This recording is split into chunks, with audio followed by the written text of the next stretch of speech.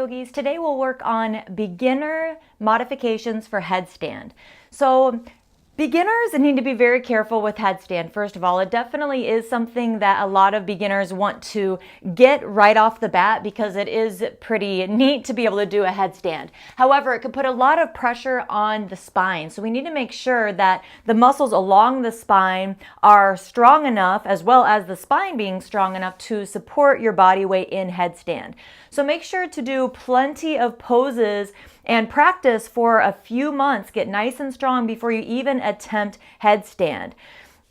Now, once you start going into headstand, I really like to use the variation for beginners where you go like this with your forearms. So elbows would be directly under the shoulders, interlace your fingers, and that will go on the head. That way, 90% of the weight is in the forearms rather than on the head with the hands in this variation, okay?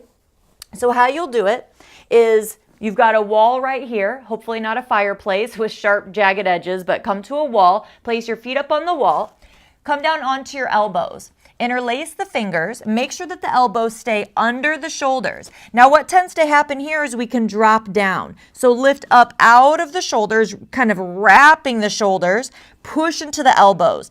Okay, lift up, up, up. Then place the head down into the ground. Keep the shoulders wrapped. Don't let them collapse, okay? Like you're trying to close the armpits, kind of. Then you can lift the knees. Make sure that all the weight is in the forearms. Almost all the weight. It'll be 90%. Then you can start to walk the feet up the wall. Okay, now you want to have a natural curve in the neck. So you might want to take a video just to make sure you have a natural curve. You don't want it bulging out, your neck bulging out, or have a huge curve. Then once you start walking your feet up more, you can maybe start going into the splits. Now the splits are a great place to start finding balance, okay? So you can do it for a few breaths with one leg, come down, take a few breaths, and then do the other leg. Eventually starting to come up. Okay, now to come out of the pose, just back out of it very slowly. Come into a child's pose, but with the head hanging.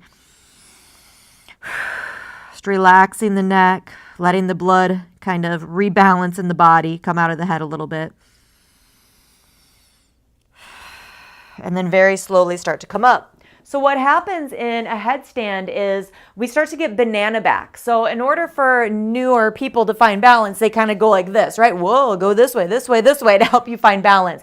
So it's really important that you keep your core stabilized. So instead of letting your back do this and your booty stick out, draw your low ribs to your hips. So here's your hips, here's your low ribs. Watch this. So instead of here, draw them together. Okay, so see how my fingers are far apart in banana back?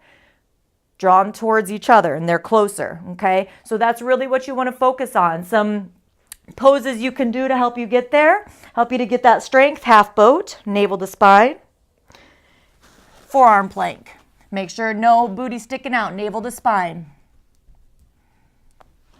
All right, so good luck in your headstand. Please let me know if you have any questions about this pose. Have a great day. Namaste.